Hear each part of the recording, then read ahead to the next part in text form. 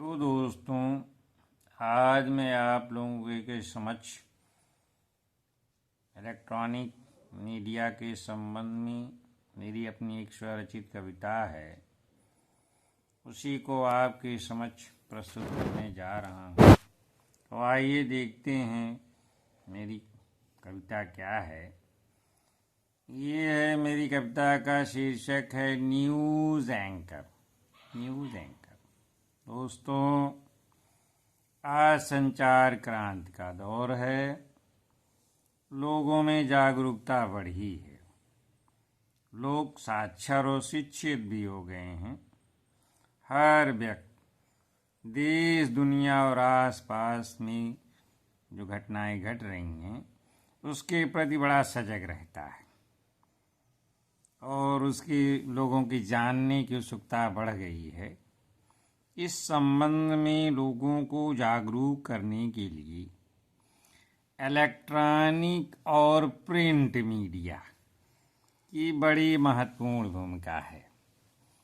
अब चाहे वह घर हो या चाय पान की दुकान या नुक्कड़ चौराहा, हर जगह आपको लोग अखबार बाँचते यानी पढ़ते हुए दिख जाएंगे। वहाँ सब लोग बैठ के ऐसी बातें करेंगे कि देश की सारी समस्याओं का समाधान केवल एक चुटकी बजाते हो जाएगा। यानी लोग ऐसी बातें करते हैं कि अगर हम होते, देश चलाते, तो मैं ऐसे चुटकी बजा के समस्याएं खत्म कर देती। दोस्तों, ये तो प्रिंट मीडिया है। दूसरा महत्वपूर्ण माध्यम है इलेक्ट्रॉनिक मीडिया। इलेक्ट्रॉनिक मीडिया क्या है दोस्तों?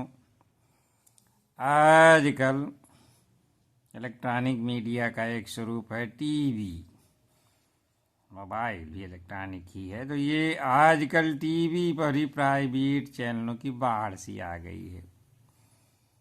अब वो जमाना नहीं रहा कि आप राष्ट्रीय चैनलों को देखने के लिए बाध्य हैं। अब आप अपनी मनमर्जी से, रिमोट आपके हाथ में है, चैनल बदल करके अपना मनोरंजन कर सकते हैं और देश दुनिया की घटनाओं की जानकारी प्राप्त कर सकते हैं। दोस्तों, जब आप दिन भर कार्य करके, यानी हर व्यक्ति किसी न किसी रोजगार में जुड़ा हुआ है, दिन भर जाता है काम करके, शाम को थका मादा हुआ, मतलब थक करके, हार करके, दुनिया भर की टेंशन लेके घर पे लौटता है, तो चाय की चुस्कियां लेते हुए टीवी ऑन करते हैं जब आप, तो टीवी चैनलों पर चूंकि शाम का समय रहता है तो कुश्ती, लड़ाई देखने का समय हो जाता है। अब आप समझ गए होंगे मैं किसके बारे में बात कर रहा हूं। तो उस समय दर्शक की स्थिति कुछ इस तरह की हो जाती है। तो पेश है बेबस दर्शक के संबंध में, यानी दर्शक बेबस सा हो जाता है, उसके आगे कोई ऑप्शंस नहीं है। अगर वो जागरूक व्यक्ति है, देखना चाहता है चैनल को, तो वो बेबस हो जाता है, मजबूर है। तो उसी के संबंध में मेरी स्वरचित करता है। क्या है दोस्तों? News anchor. दोस्तों, मैं कभी कविताएं भी लिखता रहता हूँ, मेरे कई क्षेत्र हैं, तो इसमें आइए देखते हैं मेरी कविता न्यूज़ एंकर क्या है। तो काश कभी ना होता तो चांद तारों की दुनिया के बाहर होता। काश कभी ना होता तो चांद तारों की दुनिया के बाहर होता। अब जानते हैं कभी जो है जमीन से आसमान तक का सफ़र लगाता है, तो उसके बारे में कविताओं में वर्णन करता है। तो वही है दोस्तों कि काश कभी ना होता तो चांद तारों की दुनिया के बाहर होता, बन जाता किसी चैनल का न्यूज़ एंकर और प्रश्न पूछता ऐसा कि प्रश्न पूछता ऐसा कि सामने वाला भौचक्का हो जाता,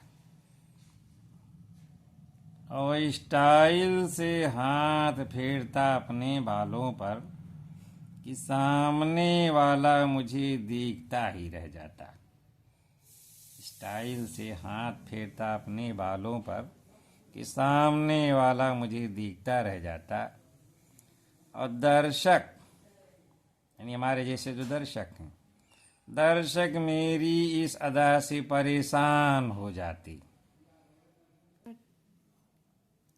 दर्शक मेरी सदा से परेशान हो जाते और चैनल बदल बदल करके दूसरा देखने लग जाते।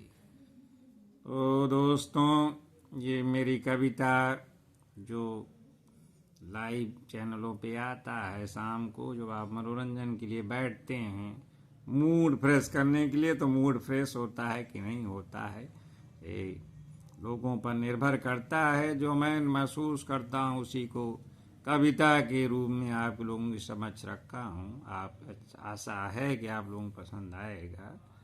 धन्यवाद।